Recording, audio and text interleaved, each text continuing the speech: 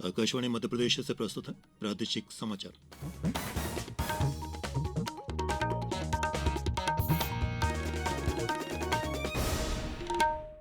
नमस्कार, समाचारों के साथ मैं प्रशांत सिंह। सर्वोच्च न्यायालय ने कहा है कि बाल विवाह निषेध अधिनियम को व्यक्तिगत कानूनों द्वारा बाधित नहीं किया जा सकता है। न्यायालय ने कहा है कि बाल विवाह जीवन साथी स्वयं चुनने की इच्छा का उल्लंघन किया करते हैं। मुख्य न्यायाधीश डीवाई चंद्रचूड़, न्यायमूर्ति जेबी पारदेवाला और न्यायमूर्ति मनोज मिश्रा की खंडपीठ ने देश में बाल विवाह की रोकथाम कानून के प्रभावी कार्यान्वयन के लिए दिशा निर्देश भी जारी किए हैं। मुख्य न्यायाधीश चंद्रचूड़ ने कहा है कि व्यक्तिगत कानूनों को बाल विवाह रोकने के उद्देश्य से बनाए गए राष्ट्रीय कानून के कार्यान्वयन में बाधा नहीं बनना चाहिए। संबद्ध अधिकारियों को बाल विवाह की रोकथाम और नाबालिगों की सुरक्षा करते हुए अंतिम उपाय के रूप में अपराधियों को दंडित करना चाहिए।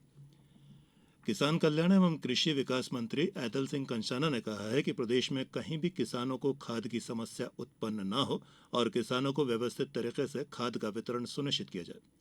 श्री कंषाना ने कहा कि प्रदेश में कहीं भी खाद की कालाबाजारी न हो और न ही व्यापारियों द्वारा खाद को डंप करके रखा जाए। उन्होंने ऐसा करते पाए जाने वालों पर जिलों में पदस्थ उप संचालक कृषि को आवश्यक कार्यवाही करने के निर्देश दिए हैं। पन्ना जिले में स्थित सक्करिया हवाई पट्टी के लोकार्पण से अब पन्ना में भी हवाई सेवा की सुविधा मिल सकेगी। फॉल्गन एविएशन अकादमी द्वारा यहां पायलट प्रशिक्षण केंद्र भी संचालित किया जाएगा और हवाई पट्टी सक्करिया अब रुद्रगढ़ के नाम से अलग पहचान भी बना पाएगी। गौरतलब है कि हवाई पट्टी का शुभारंभ पूर्व कैबिनेट मंत्री पन्ना विधायक बृजेंद्र प्रताप सिंह और पूर्व सांसद हमीरपुर अशोक सिंह चंदेल ने किया। इस अवसर पर बृजेंद्र प्रताप सिंह ने कहा कि छोटे जिले पन्ना में हवाई पट्टी के बेहतर स्वरूप में संचालन से क्षेत्र के विकास में गति मिलेगी। ये हमारे लिए सौभाग्य है कि पन्ना जैसी छोटे शहर में ट्रेनिंग सेंटर बनाया है एविएशन को लेके। इससे बहुत से लोगों को रोजगार भी मिलने वाला है। निश्चित रूप से पायलट्स तैयार होंगे और वो पूरे इंटरनेशनल लेवल पे जाएंगे। पन्ना का यदि कोई पायलट हमें यदि आज यूएस में मिले या यूके में मिले तो ये हमारे लिए तो गर्व की बात होगी।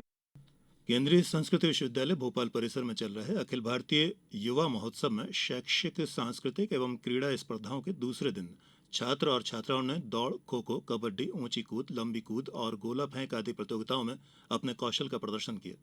जबकि एकल संस्कृत गीत और समूह नृत्य की प्रतियोगिताओं में भी छात्र छात्राओं ने बढ़ चढ़कर रुचि दिखाई। इन स्पर्धाओं में हरियाणा, राजस्थान, चोटीपुरा, मथुरा, नई दिल्ली और भोपाल सहित 9 परिसर शामिल हैं। दूसरे दिन लगभग 16 प्रतियोगिताओं का आयोजन किया गया। न्यूजीलैंड की टीम भारत के खिलाफ पहले टेस्ट की पहली पारी में आज 402 रन पर ऑल आउट हो गई। इस तरह टीम ने 356 रन की बढ़त हासिल की है।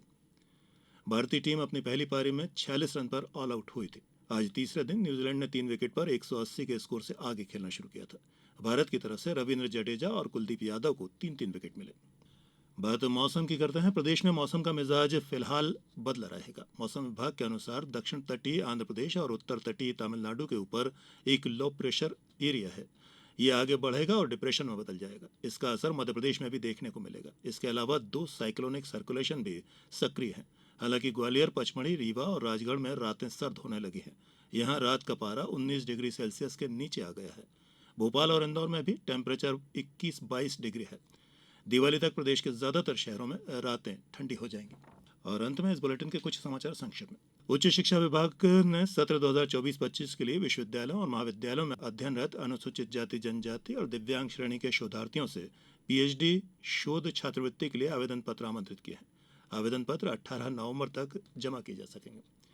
शिवपुरी जिले में लोक सेवा गारंटी प्रकरणों में समय सीमा में निराकरण न करने पर 3 तहसीलदार और 1 सीएमओ को नोटिस जारी किए गए। और नर्मदापुरम जिले के शासकीय नर्मदा महाविद्यालय में इंडियन ग्रामीण सर्विसेज द्वारा विद्यार्थियों को पर्यटन स्थलों के इतिहास की वृहद जानकारी उपलब्ध कराई जा रही है। इस बुलेटिन में अभी इतना ही। आगे दीजिए। नमस्कार।